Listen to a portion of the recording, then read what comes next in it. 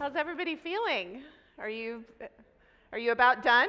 We've really exhausted you, I think. And I don't know if anyone else has said this, but uber aware that there's like a box within which you're supposed to stand, and if you get outside the box, you look like 30 years older. So if I get outside the box, somebody will tell me. So it's me again. I, as I said before, run the Center for Education and Workforce here at the Chamber Foundation. And um, the team was kind enough to suggest a few minutes for me to sort of stand up here and share with you kind of how we see all of these issues. You obviously heard from Tom this morning, and he talked both about the skills gap and also the people gap. And I'm just going to dig in a little bit on sort of how we approach the work that we do and talk a little bit about these projects, some of which you've heard already, so I won't belabor. But I'm going to start with a phrase that Tom mentioned this morning, which is the future of American business rests on our ability to compete on talent. And we really believe that, and that is sort of the driver of what we do at CEW. And we tend to, or I tend to think about the work that we do in sort of kind of four truths. And the first one being talent is king.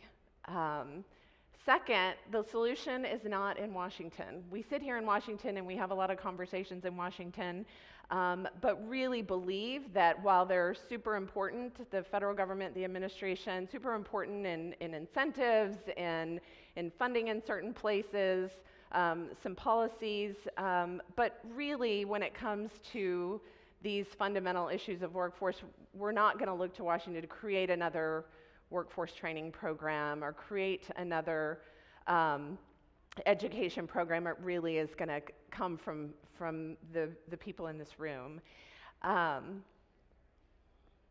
Clicker, okay. That's not even. And the third being, there really is no silver bullet. Tom sort of alluded to that this morning when he talked about the importance of these issues from the earliest years. We have programming, we work in spaces from early education and childcare all the way up through workforce development. We really fundamentally believe that when we talk about this issue of early education, we can't ignore the issue of childcare, and it comes up time and time again more and more as we are struggling with these workforce issues. And it's more than just a work support for your current employees. It is a really important child care or early education environment for our youngest of kiddos. Quality education for all students. I mean, this issue of K through 12 education, again, referenced this morning, the startling data that we all know so well. Less than half of our students are proficient in reading and math. We've got record high graduation rates, yet those that go on to some sort of post-secondary education are more likely to drop out than to graduate. These are all issues that are fundamental to anything that we can talk about when we talk about workforce. If we cannot get these pieces right, I'm not sure that we're going to have much success once we start talking about training and reskilling and upskilling. Bridging classroom to careers is also just one of those issues where everyone's really thinking about this more and more lately, particularly with the reauthorization of No Child Left Behind and implementation of ESSA, and now we have a Perkins Career and Tech Ed reauthorization and a new law there, and everyone's sort of thinking about how do we really make classroom relevant and connected to careers. Finally, aligning talent development to business needs, and this is what we've been talking about all afternoon.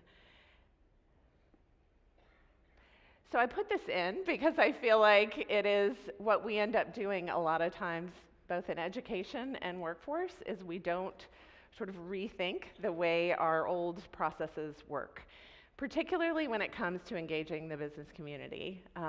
We're asked to sit on advisory boards, we're sort of lightly consulted on what we need and want, and we expect different results by doing the same over and over again. And It is our fundamental belief, and that leads me to the number 4 truth, which is business must lead. And that really is the center of everything that we do, and the foundation for things like talent pipeline management and the other initiatives, some of which you've heard today.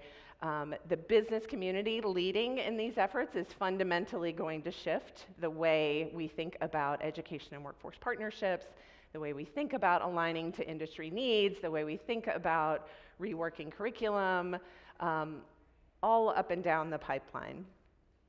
And that really is our sweet spot here at CEW and at the Chamber, and in partnership with many of you in the room.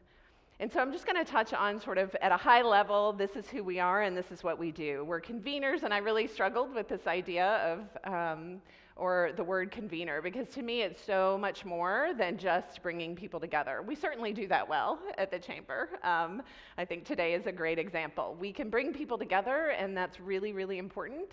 But on things like the Talent Pipeline Management Academy or our newly launched Business Leads Fellowship Program, it really is about reimagining what employer engagement looks like and really providing education, resources, access to experts, really working hand in glove with our state and local chamber partners and other stakeholders all across the country to really support them to be a different kind of engaged employer or employer collaborative.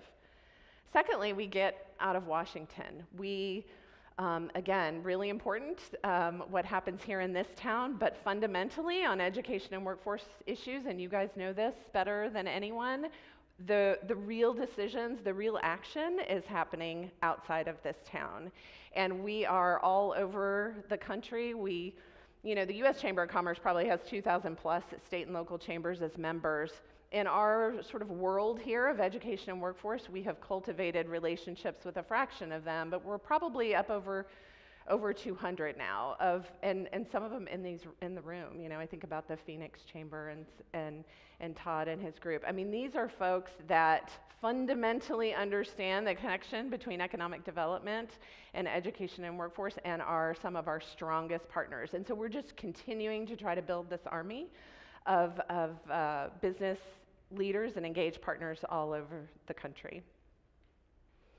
We architect solutions. So you guys heard some of this today, and I will not go into any greater detail, but the JDX, the T3 Innovation Network, TPM really at its core, is not just convening people in Washington, not just releasing a white paper and sort of going about our business, but it is starting with an idea and really architecting a solution that is going to be meaningful to our partners.